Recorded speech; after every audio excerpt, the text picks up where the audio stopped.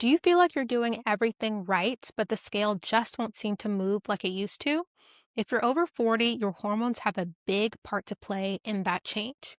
Today, I'm going to be talking about how to adjust your approach for perimenopause, menopause, and postmenopause so you can lose 20 plus pounds and keep it off long term.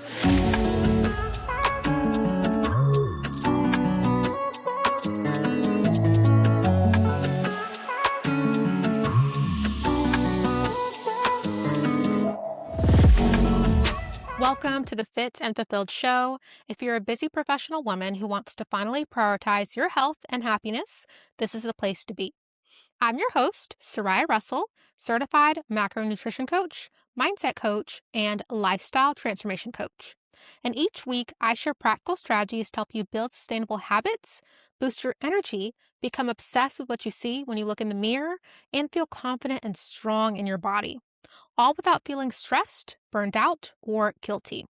Let's dive in. So, most of the women I work with are experiencing some sort of hormonal changes. I particularly work with women between 35, 65. I have some clients who are in their late 60s and early 70s as well, but many of them are experiencing perimenopause, menopause, and postmenopause and come to be confused and frustrated because all the things they used to do to lose weight, the quick fixes, the diets, just not eating, simply aren't working anymore and they don't know why. So, first, we have to understand why it seems harder to lose weight after 40. The first thing that's happening is estrogen starts to decline, which is a big reason you're seeing more stored fat. So, when estrogen declines, your body becomes more efficient at storing body fat, and especially around your midsection.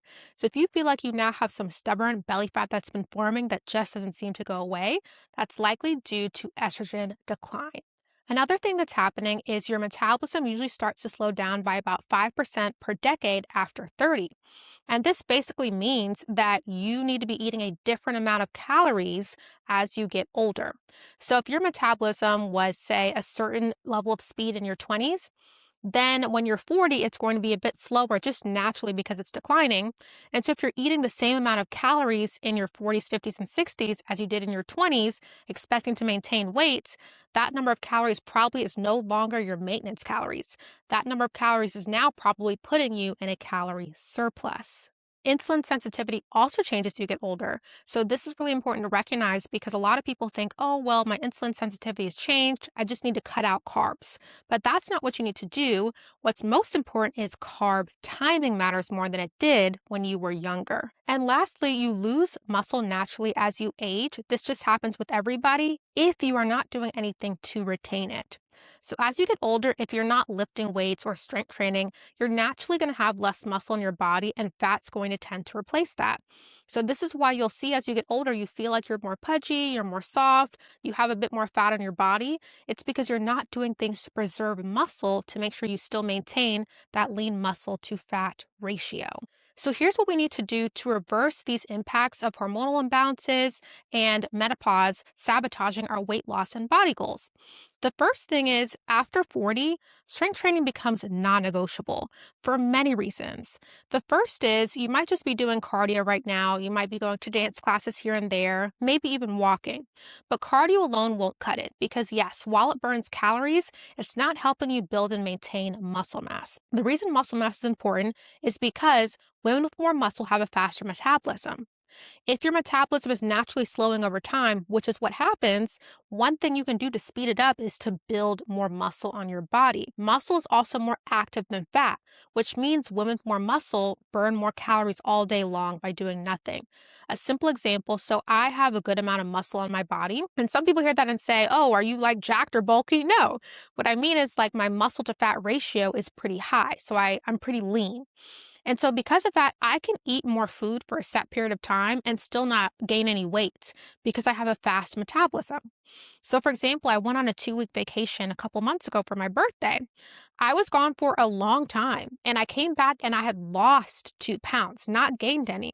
And I was still eating pizza, pasta, burgers, fries, all the things. But the reason I didn't gain weight is because I have a good amount of muscle mass, which makes it so that I can eat a little bit more calories for a set period of time and still not see any weight gain because I have a fast metabolism. This is something you can build at any age with the strategies that I'm going to share with you. Another thing about strength training a lot of people don't talk about that's not focused on aesthetics is strength training is the key to being independent as you get older. So you might have family members, you might have a mom or a grandmother who needs someone to assist them with things like, getting on the toilet, doing certain activities, like they can't do things by themselves. If you want to mitigate that, you want to lift weights and strength training. Because, for example, some people I know who are older just focus on walking. That'll make it so that when you get older, you can still walk by yourself, but you don't just want to walk by yourself. You want to be able to sit on the toilet. You want to be able to get up from the toilet. You want to be able to pick something up off the cabinet without someone having to help you. You want to be able to be independent for longer in your life so you can still enjoy a high quality of life. Those things come from strength training. Sitting down on the toilet, we don't think about it while we're able to do it easily, but that requires your muscles to be able to sit on the toilet. You have to use your glutes to then get up from the toilet, things like that. I know it sounds weird talking about it, but your muscles are the key to you being able to do a lot of these things by yourself as you get older. So not only if you want to lose fat, tone up, look better, feel better, you want to build muscle, but if you also want to be independent and live a high quality of life for as long as possible, it's very, very important to be strong. And that comes from building muscle. The second thing you need to do is adjust your calories for your current age. So a simple example to think about this is if you were 20 and at 20 years old, you were 200 pounds, 5'5", and now you're 55, 200 pounds, 5'5", and you were eating 2,000 calories when you were in your 20s and you were able to maintain this weight. And now you're still eating 2,000 calories and you're 55. So if that number, 2,000 calories in your 20s, was your maintenance calories, you could eat that and maintain your weight. Now at 55, that amount of calories is actually eating in a calorie surplus. The reason being is your metabolism has slowed, which means your maintenance calories is going to be a little bit lower. So as you've gotten older, you need to adjust your calories a little bit downwards if you want to be in a calorie deficit. You don't have to eat an extreme 1,200 calories a day. That's too low, but you can't be eating the same amount of calories you were in your 20s and think you're going to lose weight because your metabolism is just naturally slower. So you want to recalculate the correct calorie deficit for you because I promise you it has changed. A simple calculation you can do is just your goal weight times 12. I like that because it's simple, but if you want something more precise, unique to you, your age, health conditions, activity level, then grab my free calorie deficit crash course. I'm going to link it down below. That explains exactly how to calculate your calorie deficit. It's very personalized based on you and even shares more information about how to calculate your protein goals as well. So if you want to learn what your new calories should be to lose weight, you can check that out down below. And I briefly want to talk about as well why eating too little is problematic as you get older. There was an era, and I think some of us are still in that era, where 1,200 calories was the perfect, pristine number. But the issue is as you get older, your metabolism is already slower, right? And so what happens is when you're eating too little calories, that further slows your metabolism. So if you're eating too few calories and your metabolism is already slow, you're going to slow it down even more, which is going to make it harder and harder to lose weight. Because what happens is if you eat 1,200 calories, you're going to lose weight, then you're going to hit a plateau. Then you're going to think, well, I got to eat less calories. So now you're eating 1,000 calories. You're going to lose weight and hit another plateau. And as you go lower and lower, you're further damaging your metabolism, making it very, very hard to hit your final goal. And so that's why it's important to make sure you're calculating the correct deficit for you, not just a generic number. The third thing you want to do is focus on carb timing. A lot of women I find when they get older just think I have to completely eliminate carbs. Carbs are the enemy. Not true at all. Insulin sensitivity basically varies throughout the day, but your body's going to handle carbs the best in the morning. So I recommend front-loading carbs earlier on in the day. So if you like bread, you like toast, have some toast with breakfast, maybe a turkey sandwich, and then your dinner focus on more lean proteins and fats, things like that. So you're still having plenty of carbs, but you're putting them a little bit earlier in the day.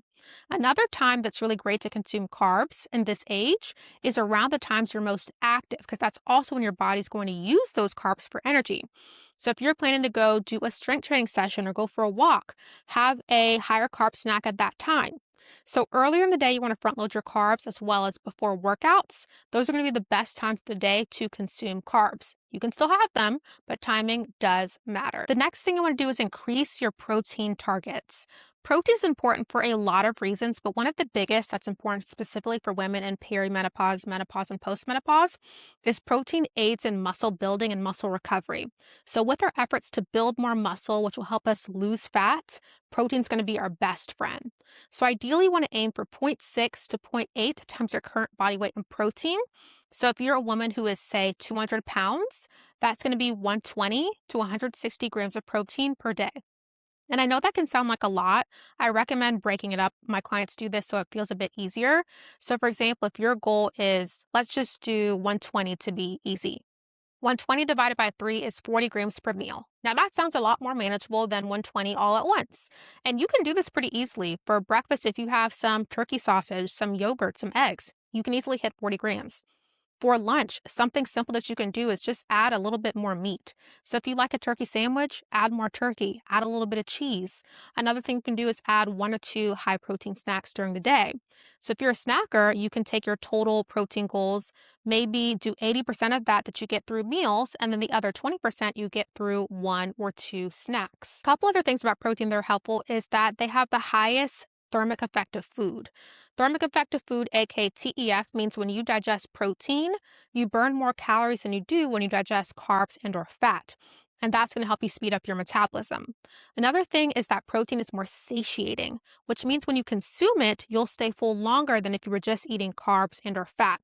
So if you have a bowl of rice, if you really like rice, if you just had that, you would only be full for a little bit. But if you have rice and you add some chicken, some tofu, some edamame, whatever it looks like, you'll stay full for double the time because it's going to make you more satisfied from that same meal. And to share just how important protein specifically is, we had a client who was a nonprofit director in her 50s, and she was desperately trying to lose weight because she was overweight for the majority of her adult life, but it really started getting bad when she turned about 45. She started getting more belly fat that was harder to hide in her dresses and her outfits. So this led to her being more self-conscious at work, around family, going to social events. So she was like, I got to do something about this. And so what was happening is because she was working a busy job, she was always on the go, skipping meals, having a heavier dinner, eating out, snacking in the evening. And she was like, Soraya, I don't think I eat that much food. Like I don't eat a lot during the day, but somehow like I cannot lose weight. I can't lose my belly fat. So when we looked at her actual calorie intake, it turned out she was actually eating like 2,700 calories. And it wasn't because she was eating a lot of food. It's because the few foods she was eating were very high in calories. It was a lot of fats, saturated fats, trans fats, simple carbs. And so she was eating these foods. They weren't keeping her full. They weren't keeping her satisfied. And she didn't have the proper amount of protein in there as well. So what we did is we restructured her eating strategy around her schedule and her goals. So we kind of created a grab and go breakfast option she could have so she could still get out the door, get to work, but still making sure she was starting her day with protein. We gave her some options she can eat out for lunch. So she likes things like Chipotle, Cava, bowl style places. So we said, okay, you don't have to make your own lunch. You can eat out at these places, but here's kind of how to structure your plate accordingly to make sure you're getting it enough protein. Then for dinner, she would make her own dinner at home most times, unless she had a client meeting. And then for snacks, she actually planned in one snack in the afternoon, which is typically when she wanted something to munch on. On top of that, she was just walking a little bit more. So she would walk during lunch after she was eating. She would walk a little bit more in the evening with her family. And she was only lifting weights actually 1 time a week for the majority of our time working together because that's what worked for her schedule. She ended up losing 25 pounds in her 50s. Her fat mass went down, her muscle mass went up. And she was like, I literally have not felt this good in my clothes since I was like in my 30s because I've always struggled with my weight, but couldn't figure out a strategy that worked for my life. And so with that, she's now feeling more confident, showing up better at work, has a routine that fits her life. She's more satisfied from her meals. She can still eat out and enjoy it, but know how to structure her plate. And she's like, I look really good, right? So if you think that after 45, after 50, it's just really hard to lose weight. It's nearly impossible. That's not true. You just need an approach that works for your lifestyle, your schedule, and the current state of your health conditions, hormones, and body. The next thing you want to focus on is sleep optimization. Depending on where you are in menopause, you might be dealing with hot flashes, night sweats, which make it much harder to get to sleep and stay asleep. And that stuff is real, and a lot of people don't address that. They just say eat less, move more, and figure it out. But sleep is very important because as you get older, your cortisol levels start to rise if you're not doing things to keep them in check. And a lack of sleep can also contribute to an increase in cortisol levels. So, what are some things we can do to change this? Number one, try to focus on sleeping in a very cool environment to help you not get as hot. So, turn your AC down, and everyone has their own idea of what cool means to them. I'll let you choose what works for you. But turn your room to a cool temperature about 30 minutes before bed to get the environment ready. That'll help you get to sleep a bit better. Number two, I have like cooling pillows, like the pillows have cooling technology to help me get more rest as well. Having a nice quality set of sheets that are also cooling. And then if you can, or if it's something you're open to, getting blackout shades or curtains. This helps me go to sleep, and a lot of my clients have these as well because basically, if the room is black, it helps your brain recognize it's time to go to sleep. There's no bright lights from the sun, there's no bright lights from your phone, from the TV. It's dark in your room, which will help with getting to sleep as well. Speaking of which, I find a lot of women, especially who work busy careers, are on their phone, on their computer very soon before bed, even up to 5 to 10 minutes. This is making it harder for you to get to sleep. Have a bedtime routine where you turn off screens about 30 minutes to an hour before bed, and that way your brain has time to calm down, stop thinking about everything that happened that day, and there's not bright lights that are getting in the way of your eyes being able to rest. These are some strategies you can use to get to bed a little bit easier and actually stay asleep, because ideally you want to get about 7 hours or more of sleep per night to help you not feel as stressed, help your body not feel as stressed, so you can't actually release that additional fat. Speaking of this, you also want to manage stress levels. So chronic stress can increase cortisol levels, which is already something that's out of balance during menopause. So if you work a stressful job, just because your job is stressful doesn't mean you have to feel that stress in your body. So you want to have stress management activities that you do. I have clients who have a range of things they turn to, whether that's yoga, meditation, going for a walk, journaling, but you want to have 2 to 3 things that you will turn to when you're feeling stressed from anything in your life that'll help your body and your brain de-stress and calm down. Something else I like to share is just the mental work through of stress. So whenever you're feeling stressed about something, you have to ask yourself, what am I stressed about? Right? Is this a life or death situation? Is there anything I can do to actually change the situation? And then kind of letting it go. Because many things we get stressed about, there's not much we can do to change the outcome. And something I always like to tell folks is if you're stressed about something you can't change, you're literally stressing for no reason. You being more stressed doesn't lead to you getting the outcome that you want. So why are you stressing about it? So if I'm stressing about a promotion, right? Me stressing about it doesn't change whether or not I get the promotion. So why am I making my day-to-day worse by being like super stressed when I could be living my life and just get the decision anyway? That quick mindset reframe tells you, okay, this decision, I can't control it. There's nothing I can do about it. So I'm going to release the stress, let it go to God, and just see what the outcome is when the time is here. So use that mindset shift when you're feeling stressed about something. If it's not something you can control, let it go. So here are some common mistakes to avoid when you're trying to lose weight over 40 when you're dealing with hormonal changes. The first is using the same approach that worked in your 20s and early 30s. It's not going to work anymore. There was a time where you could just cut carbs a little bit, like fast, not eat dinner a couple nights, and you just lost 10 pounds overnight.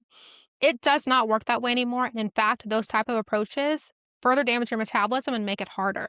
You need an approach that's actually personalized to where your body currently is in life. Second mistake is extreme restriction. This is going to slow your metabolism, further put your hormones out of whack, and just make things more difficult. You should not be eating these low-calorie diets. You need to be eating an appropriate, sustainable calorie deficit. Mistake number 3 is only doing cardio.